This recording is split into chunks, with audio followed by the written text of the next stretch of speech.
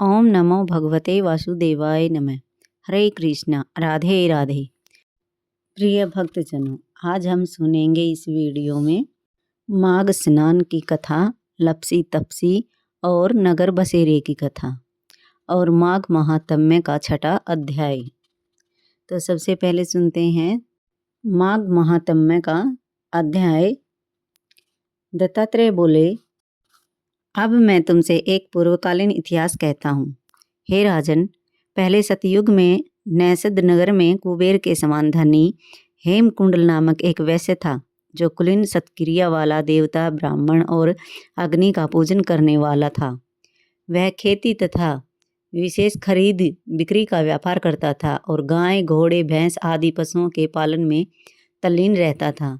दूध, दही, मट्ठा, गोमय, तृण, लकड़ी, फल फूल, मूल, नमक, पीपल, धान्य, साग, तेल, अनेक प्रकार के वस्त्र, धातु, खांड, चीनी आदि के व्यापार से उस वैश्य ने 8 करोड़ असरफियां कमाकर इकट्ठी की। बुढ़ापा आने पर वह सोचने लगा कि संसार क्षणिक है। उस धन के छठे भाग से उसने धर्म के काम किए, विष्णु मंदिर, शिवालय बनवाए, समुद्र समान तालाब, कुएं खुदवाए, बेर, पीपल, आम, जामुन, नीम आदि के जंगल तथा सुंदर बगीचे लगवाए। सूर्य उदय से सूर्य अस्त तक वह दान करता था।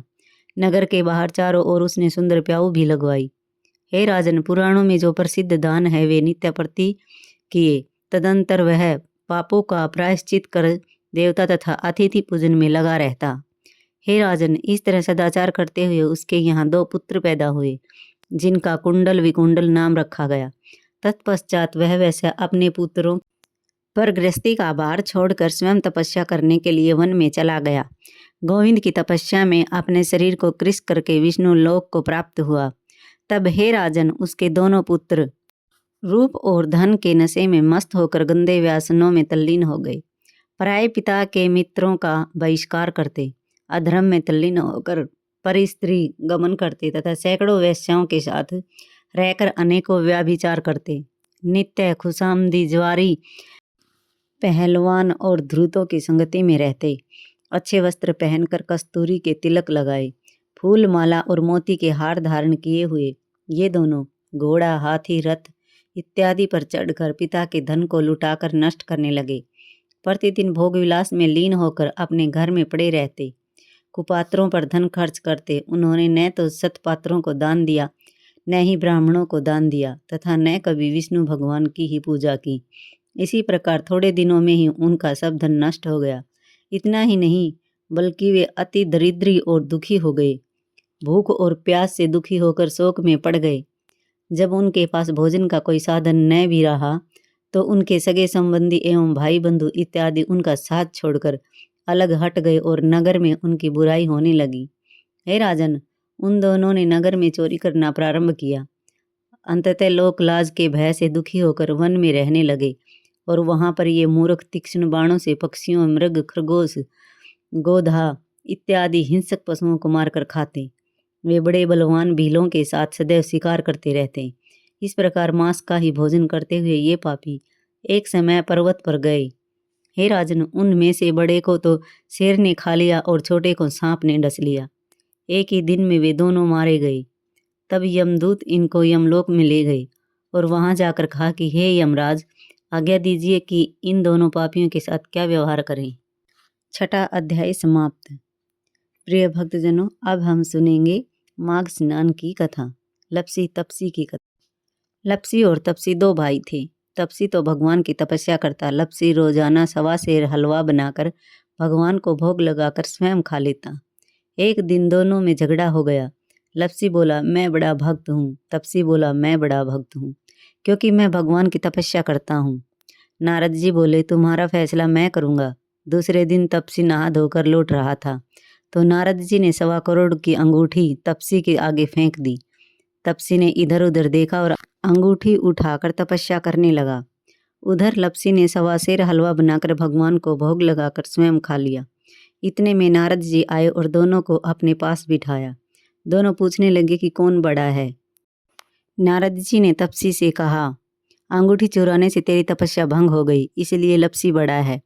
तपसी कहने लगा कि मुझे मेरी तपस्या का फल कैसे मिलेगा। नारद जी बोले, जो रोटी बनाकर बाटी न बनावे तो उसका फल तुझे मिलेगा। ब्राह्मण को जिमाकर अगर दक्षिणा ना दे तो उसका फल तुझे मिलेगा। और जो सभी कहानियाँ कहने के बाद तुम्हारी कहानी नहीं कहेंगे तो उसका फल भी तुम्हें मिलेगा।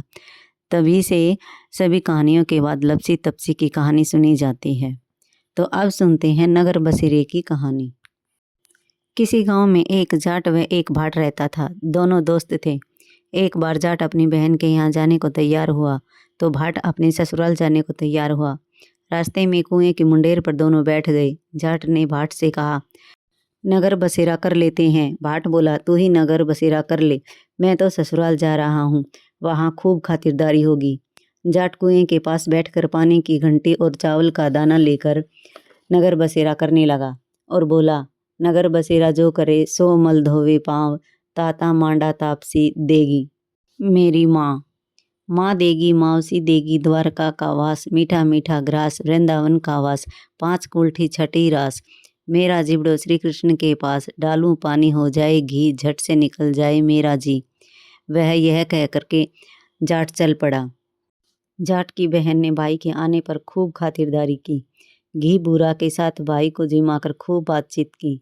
उधर भाट अपने ससुराल पहुंचा तो उसके ससुराल में आग लगी हुई थी। आग बुझाते बुझाते उसका हाथ मुंह भी काला हो गया। रोटी पानी के लिए भी किसी ने नहीं पूछा। एक पड़ोसन आई और उसकी सास से बोली, जमाई आया है, उसकी भी आव भगत कर लो। सास बोली, सब कुछ तो जल गया है, अब कहाँ से आव भगत कर लूँ।